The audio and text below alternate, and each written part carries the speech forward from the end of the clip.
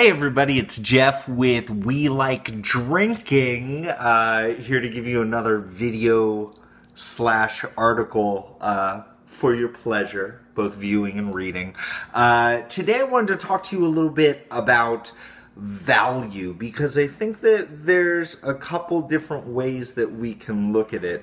If I just point blank said that, hey, I got this wine for under $10, without knowing anything else about the wine, you would probably say, oh, that seems like a good value, right? But what I also want you to keep in mind is that value is very much a relative term when you are talking about different styles of wine.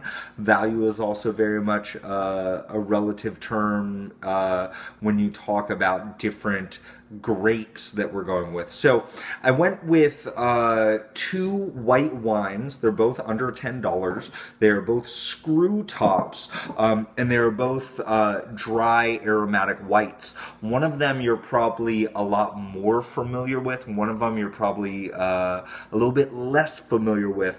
And I want us to think about this concept of value. So this first wine right here, it is a dry white wine. It is a Pinot Grigio from Friuli, Italy. This was made by Kirkland, so this is the Costco brand of wine right here. I brought up the Pinot Grigio because I think a lot of folks are very familiar with the grape in terms of being a dry, zesty, food-friendly type of wine. This bottle right here, I got for $6 at Costco. So one thing that you can think about is that, relative to, if you see a higher end Pinot Grigio, it might be $20, maybe $30 when you talk about an Italian Pinot Grigio. But you can see like some lower level prices. It's not that uncommon to find a Pinot Grigio for under $10.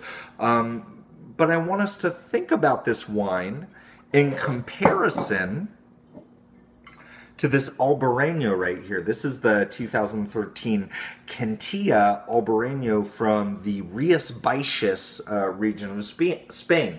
If you're not that familiar with Albarino, what I would say is, if you're a Pinot Grigio fan, Albarino is probably going to be up your alley. It's a little bit geekier. I mean, it is still that dry, zesty, aromatic white wine. Oftentimes you get a little bit of salinity that goes along with it. But a lot of times people stray away from the Albarino because maybe they never heard of that grape before. Maybe they have trouble trying to pronounce the region, Rías Baixas, where it comes from. That X can be really confusing, but when I tell you that this white wine, also $10, this was right around $9 at Costco, if I just talked about the price, one was $6 and one was $9, well, they're pretty close together. Yes, one was cheaper, but I'm wondering if we can really figure out where that value is. I want to start with the Pinot Grigio because you're probably a lot more familiar with. Again, it's that Costco brand right there, that Kirkland 2014 Pinot Grigio. Pretty light in color on my monitor right now. Or I'm seeing, it's kind of like a golden yellow. I'm telling you from my perspective, this is pretty clear. I mean, almost water-like, but it does have that little golden tinge to it.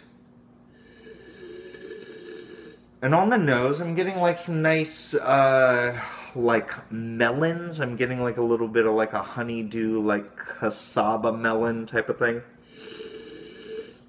I'm getting like a nice little like rocky, chalky type of minerality. And on the palate,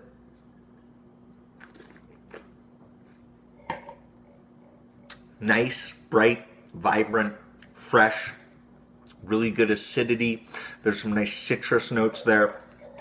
Now, as we compare this to the Albarino, the Cantilla from the Rías Baixas, let's see what's going on here. So, I mean, color-wise, this is going to be a little bit darker. It's a little bit more golden.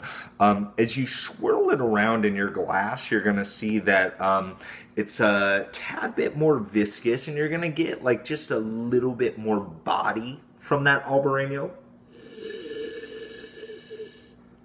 On the nose, these really nice, bright citrus flavors. I'm also getting like a little bit of like a seashell type of mineral component there. So I mean, it's a little bit more depth going on here and on the palate.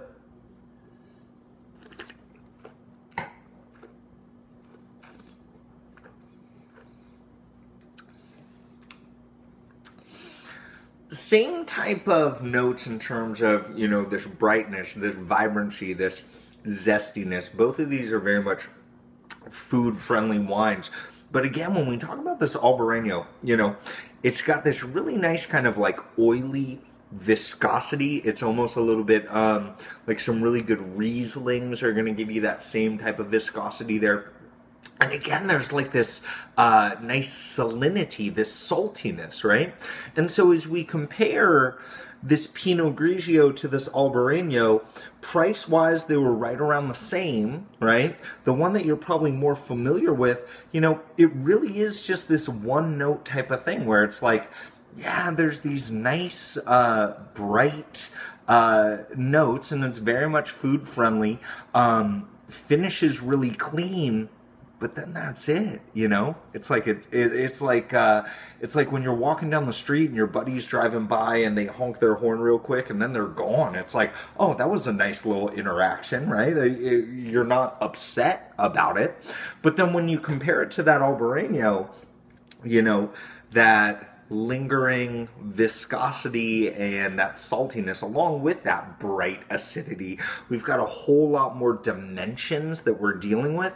It's like that exact same friend driving by, pulling over, getting out, sharing a cup of coffee with you, talking to you for about 5 minutes, and then going on their way. I mean, it's just a lot more of depth in that interaction, right? So again, I really just want you to think about, when we talk about value, finding white wines under $10 is not that difficult, but going for the wine that you're probably not that sure about is going to be the one that's kind of a more fun interaction, right?